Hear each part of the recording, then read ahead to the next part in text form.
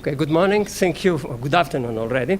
Thank you for the invitation to be here today in this conference. It is a pleasure to follow this project, CISMOB, and also to have some joint projects with Professor Margarida in other issues. We will see few examples, but nevertheless it is important today to discuss a little about this air pollution and climate change, but looking at the opportunities for the transport sector.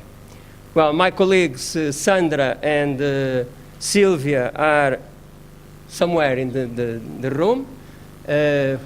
Bruno is not here, but they had an important collaboration to this presentation.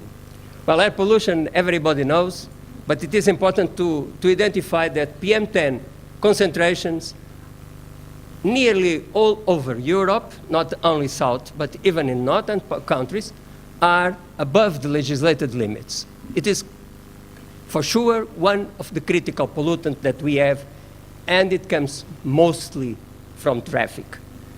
And Paris sometimes appears like this. Well, how this comes, air pollution came from emissions. Something different of air quality are the concentration of emissions, and this is the only one where we have the possibility of take care about. Once these are emitted to the atmosphere, you never get the pollutants back. Then it is on emissions that we need to have an important strategy. Then the pollutants are sent to the atmosphere. Some of them can be linked, like the smog, very well known. Others came directly from the burning fuels and like timber, like diesel, and so on. Once they are in the atmosphere, we have what we call air pollutant, but some of these air pollutants are also the greenhouse effect, and they are greenhouse gases, which gives what we call the climate change. Greenhouse comes from burning fuel, for sure transport, but also from industry, land clearing, and agriculture. And these gases are trapped by the atmosphere and then can lead to the climate change. Greenhouse gas, they trap the emissions, and we have what we call the climate change. And the climate change can make air pollution even worse, because hotter conditions can create more smog, only due to the increase of temperature, which is one of the situations of climate change, but also drier conditions, less rain. Then if the rain is not enough, we have more particle pollution from the fires and the storm, which means that this is everything going in the very bad sense. Well, health problems we have already spoke about, but I will only call your attention to these diseases, Parkinson and Alzheimer's, which have been taken from or said by health organization as one of the outcomes, one of the problems of air pollution. Very recently, they came like premature births. These are some information last year about the pollution and also reduced brain development in the kids. Again, another one that is already identified by the WHO. Okay, facts. I took the two only news from European Agency of Environment, where the European Agency at the end of the 2017 said that the EU greenhouse gases emissions from transport increased for the second year in a row.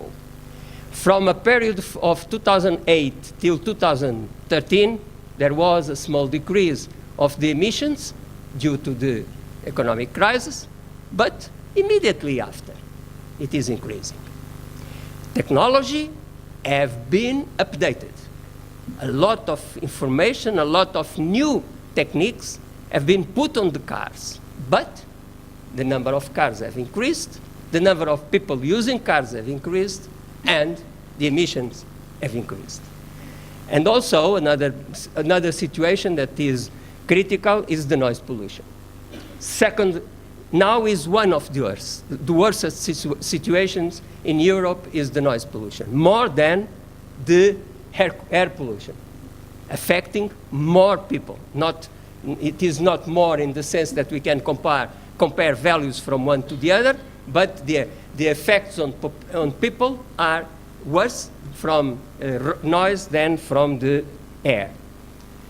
But air is really an important issue that we have looked at information like this, how we are sending, what we are sending to the atmosphere, what we are sending to the air. Well, here you have the Euro 3. Okay, I cannot see nothing, sorry.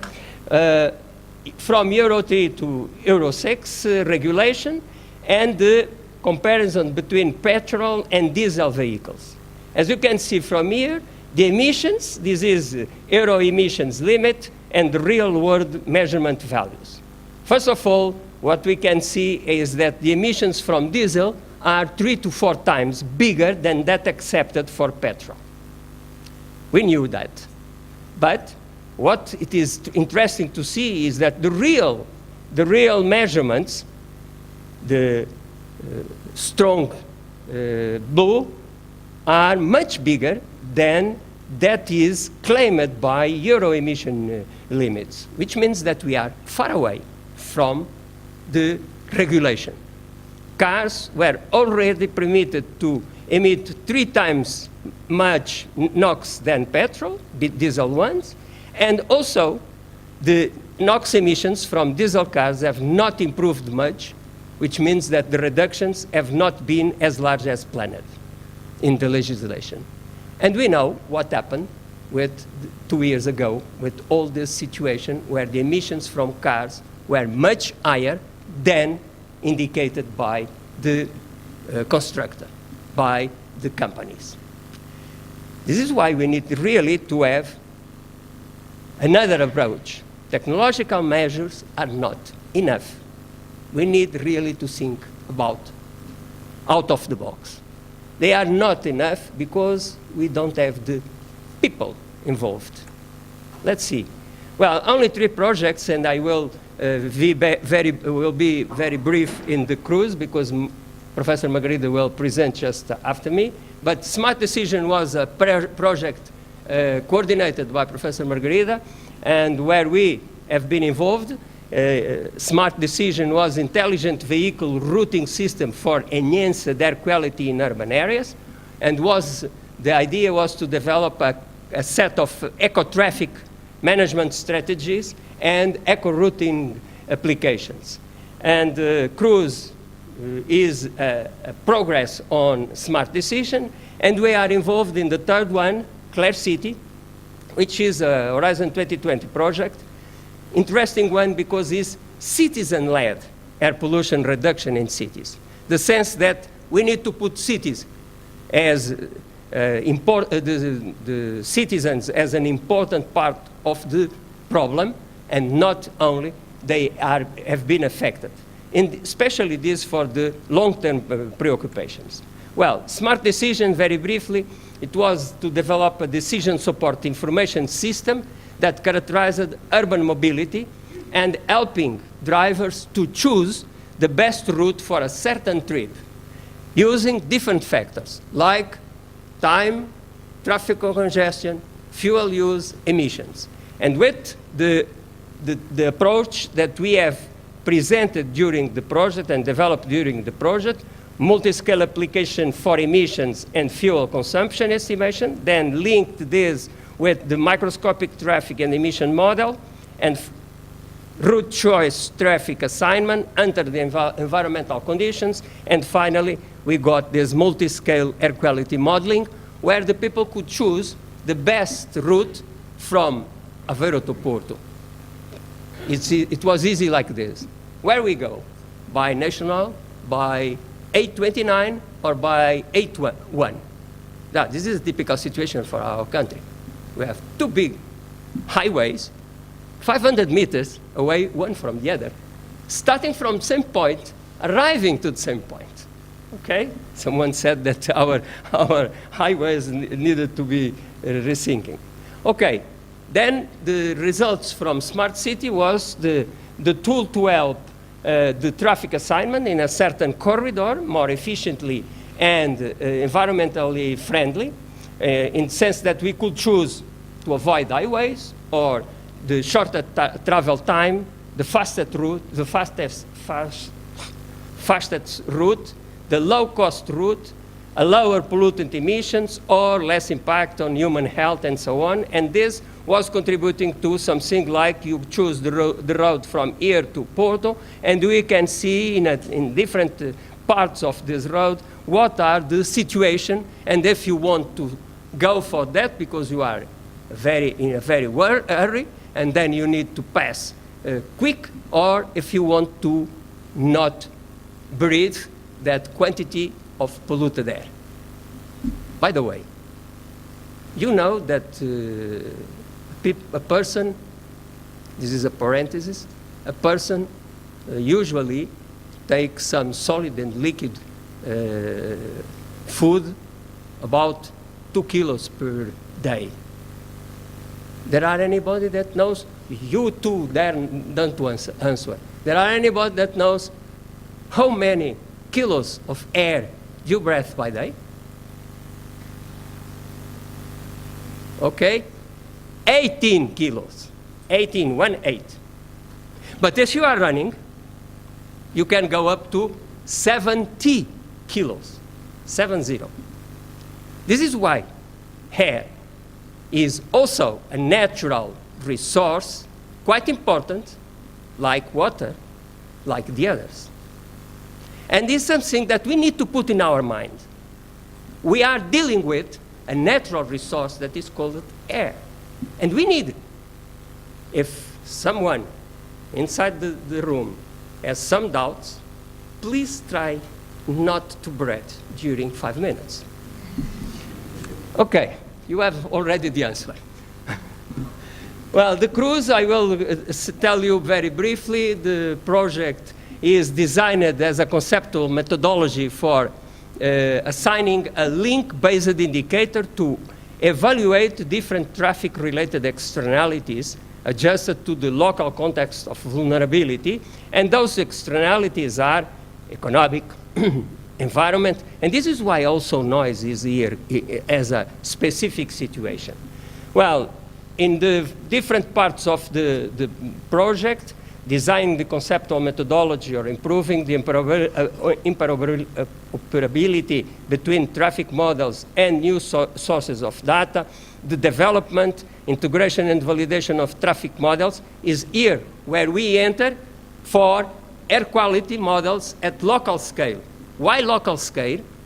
We need that the people know when they go out of their house, what will be the situation in the street. Is the concentration high or not? It is interesting to have this information for a large city, but it is important that the people know in their street what is happening.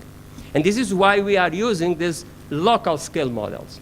Also, because the people need to have this information in smartphone or whatever, we are having a development of a model for artificial neural networks that can give a quick answer, because our models, local scale models, are quite heavy. For 24 hours, they took more than 10 hours running in a big computer. Then it is not possible to have an answer, an immediate answer. And what are the results? Okay, we have here something that I will explain. This is Central Aveiro, where we have Avenida 25 de Abril. This is the zooming on this situation. Here is the high school, one of the important high school in Aveiro. And we can see, we had the opportunity as well to have, sorry, I touch here and I should not done this before, let me start again. We have here the air quality monitoring station. Then we could compare the simulations that we have done with the real results that have been measured. And what you will see here is the NOx concentration at a local scale, and you see the streets, and also the concentration hour by hour during the day. You will see some parts that are very approach to the red, and this is high concentrations in micrograms per cubic meter, and the other, as bluish, concentrations are lower. You can see here the influence of the traffic. This is night. Now, we will start the day. Till 9, 10 o'clock in the morning, you will have nearly nothing, but at 10 o'clock you have the very high concentrations of NOx due to the traffic and due to the way as the people bring the kids to the school. They stop just on the middle, just on the street to leave the kid in front of the school. This is not technology. This is behavior. This is people. This is to tell the parents that they should not bring the kids in that way, because the air pollution for the kids themselves and for the others are increasing due